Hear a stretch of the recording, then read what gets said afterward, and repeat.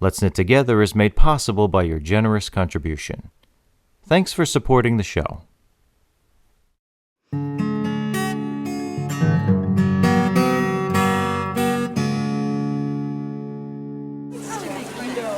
Oh my God, it's easy! I can't believe it! Now pinch it off. Okay. And now go around a couple more times. And that's what you gotta add the strength. Right. Did you add strength? Oh, how do I? Oh, I just continue to do that here? Yes. Now stop. Turn your wheel backwards. Turn this hand backwards. I come from, I guess, a long line of woodworkers for generations, and my father was a maker of spinning of looms and a weaver.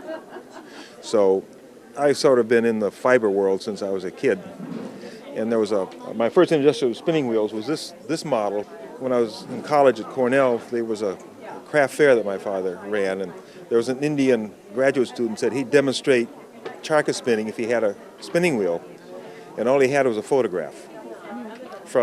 Cornell had done some research project in a village in India, and they had the photographs from that village, so my father built one of these from a photograph.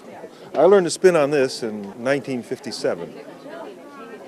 We had small kids, and I wanted to have a home industry, grow up with the kids and work at home, and what do you make? Well, I ended up with two products. The Journey Wheel, which I designed from this is the pedal wheel, Right. and Baroque Oboes, because we knew a man who was a professional oboist, and he needed someone to make oboes for him. Wow. So for a while I made, 25 years I made Baroque Oboes, and these in the Journey Wheels part-time, because when the kids needed shoes, I needed to go back to work.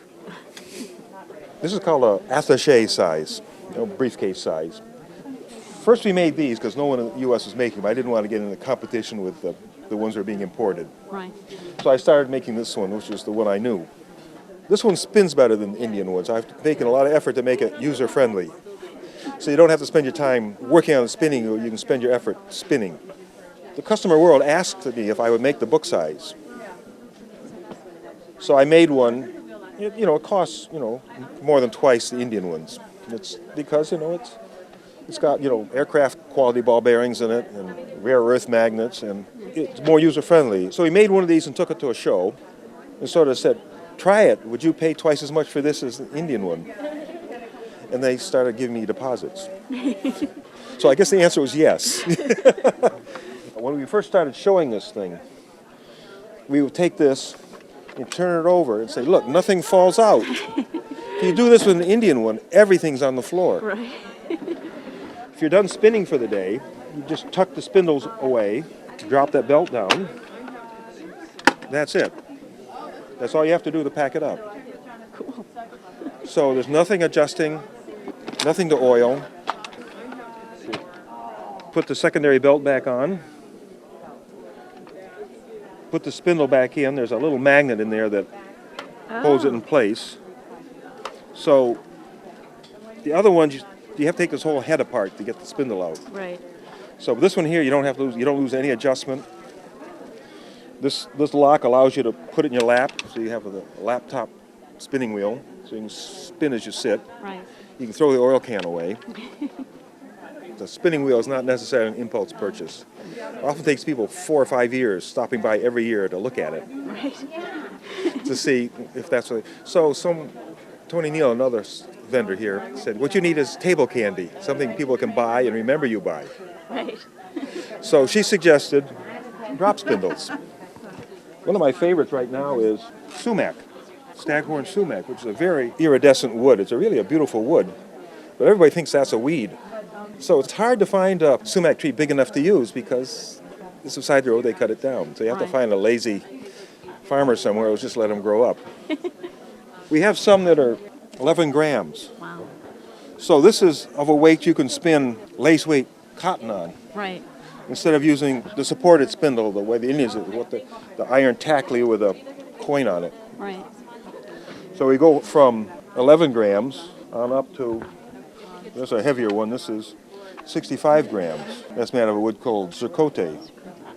My father was big into exotic woods too, so that's where I got that idea. This is one thing of his design I still make. This is a weaving shuttle. Right. But I've modified it so that you can put the spindle from the charkha in it. Oh. That actually is a customer request.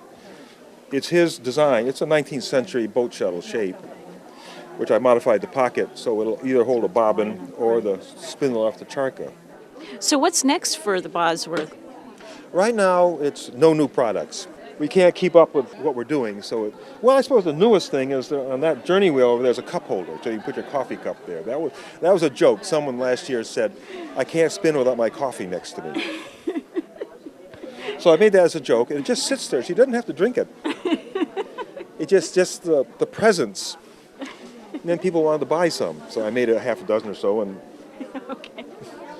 that was a joke more than a new product. The comments are in for our latest contest. It seems like it's an even split for toe up and cuff down, and some would do either one. And now we're giving away 2 copies of Wendy Knit's Toe Up Sock Book with 2 sets of Knitter Scarlet stitch markers. And the winners are Freddie and Susan Hardy. Your prizes are on their way to you right now. Your generous donations are what makes Let's Knit Together possible. You can make a single donation or just a few dollars every month, and you can cancel at any time. And remember, this show is for you. If you have any feedback, leave a comment on the website. Thanks.